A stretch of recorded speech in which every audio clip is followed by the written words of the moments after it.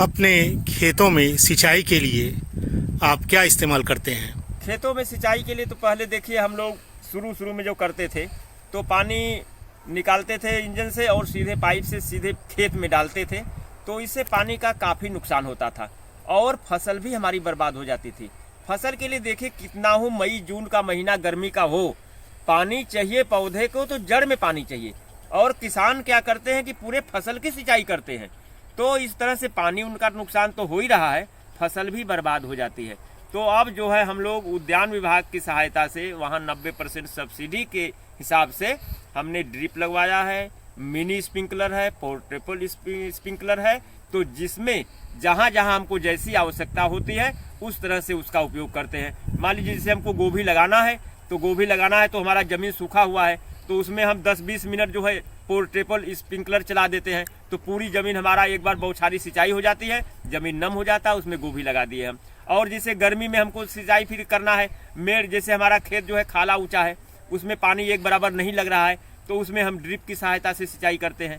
उसमें लैटरल बिछा दिए और ड्रिप के हिसाब से अपना पौधा लगा दिए और हमेशा बूंद बूंद करके पानी गिर रहा है। उसमें जो है हमारी 60 से 70% पानी की बचत होती है। पानी के बचत के साथ साथ उसमें जैसे हमारा जड़ के पास पानी गिर रहा है, तो अदर जगह पर, फालतू जगह पर पानी नहीं गिर रहा है, तो इससे खरपतवार नहीं उगेंगे। और खरपतवार जब नहीं उगेंगे तो हमारा वो पहले तो दवा से बच जाएगा पैसा, क्योंकि जहाँ खरपतवार रहेंगे वहीं पर कीड़े मकोड़े लगेंगे, और खरपतवार हमारा जो है जमीन से पोषक तत्व भी लेते हैं। तो कुल मिला के मतलब कई गुना फायदा हो रहा है इस ड्रिप की सिंचाई से। और इसके बाद मिनी स्प्रिंकलर भी लगवाए हैं, उससे भी सिंचाई करते हैं। बिजली की समस्या के निदान के लिए आप क्या प्रयोग करते हैं? बिजली की समस्या तो काफ़ी है, कभी लाइन रहेगी कभी नहीं रहेगी। जब हम तैयार रहेंगे सिंचाई करने के लिए उस समय लाइन नहीं रहेगी, तो पहले तो होते था, पहले तो डीजल पंप सेट था, इसके बाद बिजली पर हम लोग आए। इसके बाद अब 1 साल से हमने सोलर पैनल लगवा लिया है, जो कि कृषि विभाग के द्वारा मिला हुआ है हमको। मेरा 56,000 रुपया उसमें लगा और हमको केवल बोर देना था, और वो लोग पानी निकाल करके पूरा कंप्लीट करके हमको दिए। और जब से लगा है उसमें माने 1 रुपया भी बीच में खर्च हमारा कुछ भी नहीं लग रहा है, केवल बटन दबाइए पानी निकलना शुरू। और उससे हमारा ड्रिप भी चलता है, मिनी स्प्रिंकलर चलता है और टेबल स्प्रिंकलर चलता है, सभी जो है सिंचाई हो रही है। उत्तर प्रदेश शासन द्वारा जो किसानों को सुविधाएं दी जाती है, क्या आपको पूरा उससे लाभ मिल रहा है? जी, सुविधाएं जो सरकार के द्वारा मिलती है उसका हम लोग पूरा लाभ लेते हैं, और जो जिस मद में लाभ लेते हैं उसी मद में उसका खर्च करके उसी के हिसाब से काम करते हैं, और बढ़िया मतलब लाभ भी मिल रहा है और उसका उपयोग भी बढ़िया हो रहा है। आदिवासी जनपद सोनभद्र के प्रगतिशील किसान बाबूलाल मौर्य जी के दिमाग में ये बात आई कि सोनभद्र जनपद में फूलों की खेती नहीं होती थी, और इन्होंने इसको मद्देनजर रखते हुए फूलों की खेती का शुभारंभ किया। मौर्य जी, ये बताया कि आपके दिमाग में फूलों की खेती का कैसे विचार पनपा? इसमें ऐसे हुआ ना कि जैसे हमारे यहाँ सब्जी की खेती तो होती है, 12 महीने सब्जी खेती कर रहे हैं, तो हमारे यहाँ कुछ जिले के अधिकारी भी लोग आते जाते रहते हैं। तो इसमें जब हमारे यहाँ डीडी साहब आए तो उन्होंने काफ़ी जोर दिया कि आप जो है इसमें फूल की खेती भी समायोजित कीजिए और उसमें लाभ मिलेगा। तो इसके पहले हम लोग फूल की खेती नहीं करते थे, तो संयोग से उसी साल उद्यान विभाग में फूल की खेती करने के लिए योजना आई। तो उन्होंने कहा कि आप जो है गेंदा फूल की खेती करिए, तो हम कहे ठीक है फूल की खेती हम करेंगे। तो उनके कहने पर उसमें जो है हमको सब्सिडी भी मिली और फूल की खेती मैंने शुरू किया।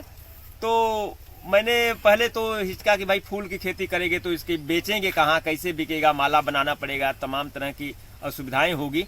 लेकिन मैंने फूल लगाया और फूल मेरा पहले साल में ही इतना बढ़िया उत्पादन हुआ कि मतलब इतना उत्पादन हुआ कि मैं उसको पूरी तरह से बेच नहीं पाया। इतना बढ़िया फूल फूला और खूब फूल फूला, लेकिन माला बना के बाजार में बेचना पड़ रहा था। तो शुरुआत मैंने किया, अब तो काफ़ी डिमांड आ गया है, अब कई सालों से मैंने कर रहा है, अब कई दुकान मैंने पकड़ लिया है, तो लोग हमेशा फ़ोन करते हैं और माला बेचता हूँ।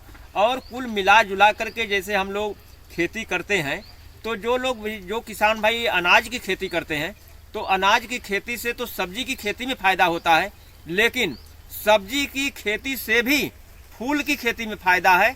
और हम तो अभी गेंदा फूल की ही खेती करते हैं, लेकिन उसके साथ और भी फूल जोड़ दिया जाए, जैसे जलबेरा हुआ, गुलाब हुआ, और जैसे सब बेला वगैरह हुआ, माने ये सब भी जोड़ दिया जाए तो कई गुना लाभ हो जाएगा।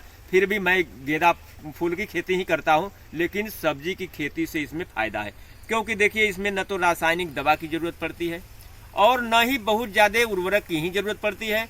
इसमें आप एक बार लगाएंगे 50 से 55 दिन के बाद निकलना शुरू हो जाता है, और उसके बाद 2 महीने तक लगातार आप केवल बेचिए, पानी सिंचाई करिए, उसकी हल्का फुल्का माइक्रो न्यूट्रिएंट्स वगैरह दे दीजिए, और आप माला बनाइए, बेचिए। और यदि 10 रुपया माला भी किसान का बिक रहा है तो सब्जी की खेती से फायदा है। और तभी से हम हर साल गेंदा फूल की खेती कर रहा, और साल में 3 बार लगभग माने 12 महीने कुछ न कुछ फूल हमारा जो है हमेशा निकलता रहता है। इस समय देखिए मैंने, और उसमें जो है थोड़ा थोड़ा करके हमेशा लगाता हूँ। इस समय 10 बिस्सा हमारा फूल तैयार है गेंदा का, वो निकल रहा है, और फिर हमारा धान कट गया है, फिर लगाने की तैयारी हो रही है, तो एक खत्म होगा, एक शुरुआत। इस तरह से लगभग प्रयास यही रहता है कि 12 महीने फूल निकलता रहे, और सब्जी के साथ साथ वो भी बिकता है और बढ़िया आय मिलता है उससे।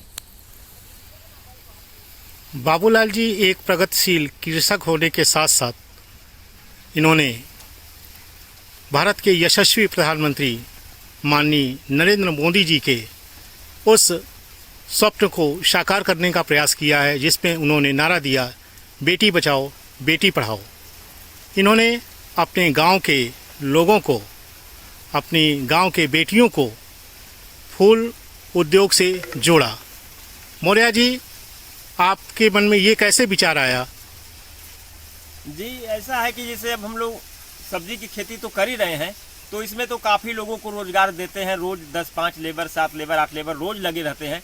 लेकिन जब मैंने फूल की खेती किया तो उसमें माला बनाना पड़ा, तो माला तो घर से ही बन नहीं पाएगा पूरा, तो इसलिए जो गांव की लड़कियां हैं, औरतें हैं, तो उन लोगों को भी जैसे खेत में जो काम करने में अक्षम है, तो हमारे यहाँ आके बैठकर छाया में फूल तोड़ करके वो माला बनाते हैं, उसके बदले में उनको हम जो है उनका पारिश्रमिक देते हैं। धन्यवाद मौर्य जी।